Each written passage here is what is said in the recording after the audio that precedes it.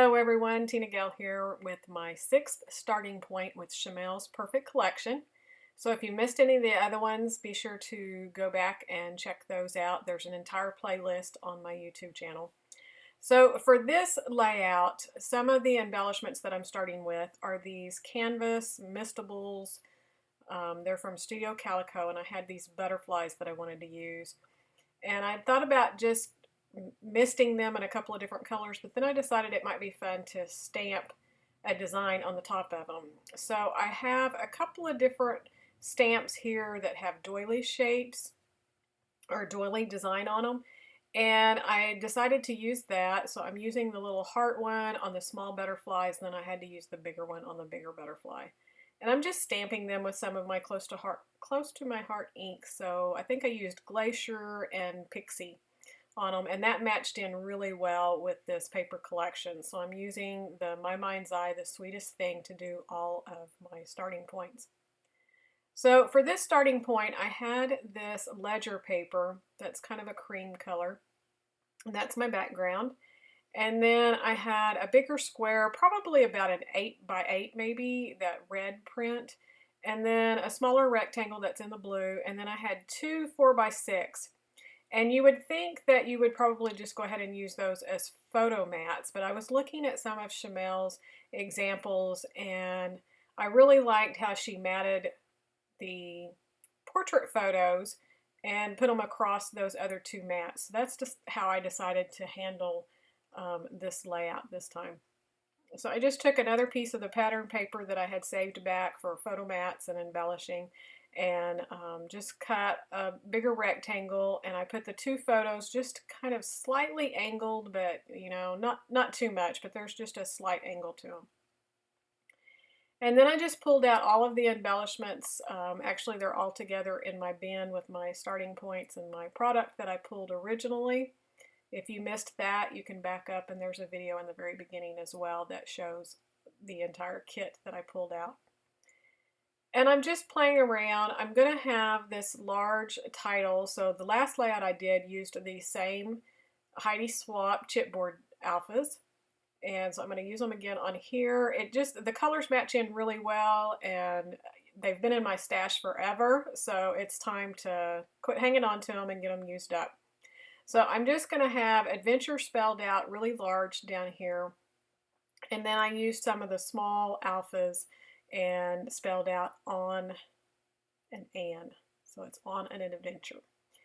And these photos are actually of my daughter. We had driven down to leave her for her internship, and we were flying back. But we had went in a few days early so that we could spend some time at the parks and to visit my son and just have some fun together. And then this is the morning that she was going to leave us. She was going to be checking in, and then that afternoon she'd be getting her apartment and meeting her roommates. And so we were packing up the rest of her car for the things that she had in the hotel room and getting her all situated to go meet the roommates that morning before they checked in. And so I just snapped these couple of pictures. We did get to see her a couple of days later. We hung out another day, maybe a day and a half before we actually flew out. But this was kind of the first goodbye of many. So it was kind of sad, but she was so excited. So she looked so cute. So that's my story on the photos. I have this large banner, and I put it on top of the photos and then behind the big title just to create some more layers. If you follow me, you know I love layering up, so it was just another way to get some more color in there. It grounded the title and then started the grounding for the rest of my embellishment cluster. So I'm going to have that cluster there on the left-hand side, and then on the right side of the title, and then the top right. So I'm just building it up. I'm finding whatever I can that will fit in there. I have these small little die cuts that were in some ephemera packs. I think they might be from a Maggie Holmes collection. I'm not sure. I think they came in like a scrapbook circle kit or something. So I just have a little bowl full of little things like that. And I was just trying to get some more color and build up behind all of that so that I didn't have like all of these dead spaces. And then that little sticker that I just put on, that is from the Sweetest Thing sticker sheet that I've been working off of. So I've almost got it all used up. So I'm really happy about that. And then I just pulled out all of these little stickers that are labels or word phrases and things. I have them all kind of clipped together with a binder clip because they're all the same kind of style and size. So that way I can just flip through and just pick out colors because they're all older as well. So I took this one up, and it was from the Red Raspberry Soup, the Jelly Bean Soup collection. And I just wanted a little touch of that darker pink up there. And I have these brads, and I'm pretty sure they're My Mind's Eye. I think they're from a couple of different collections. But by themselves, they kind of, I don't know, I have a harder time using them when they're bigger, like especially the one on the left-hand side with the flowers. And I was watching a process video, and I wish I could remember who it was now, but they were layering them up with circle die cuts and stickers and things like that. And so I thought that was a great idea. So I decided to try it, and it worked really great. I think it looks a lot better with just some layers. So I just kind of tucked it in behind, and then I'm kind of doing the same thing up here. Even though it's not a brad, I had 2 round stickers, and so I'm just stacking them up, putting a little pop dot on that top one so that it stands up a little bit more. And so it was just something fun, something different that I don't normally do. And then these 3 little canvas butterflies, I'm just trying to find places for them. And I like it here on this paper clip, but I need it to stick, and it's, you know, it's popped up on the one side. So even though it's really sticky, I put a pop dot inside of that paper clip so maybe it would stay. And then I have these stickers. These are from the Crepe Paper Craft Market, and I've used quite a bit of those doing these starting points working on this Perfect Collection class, and I'm down to maybe a fourth, if not less, of the stickers on those 2 sheets. So hopefully I can finish those off before all my starting points are gone. I can get all of that used up.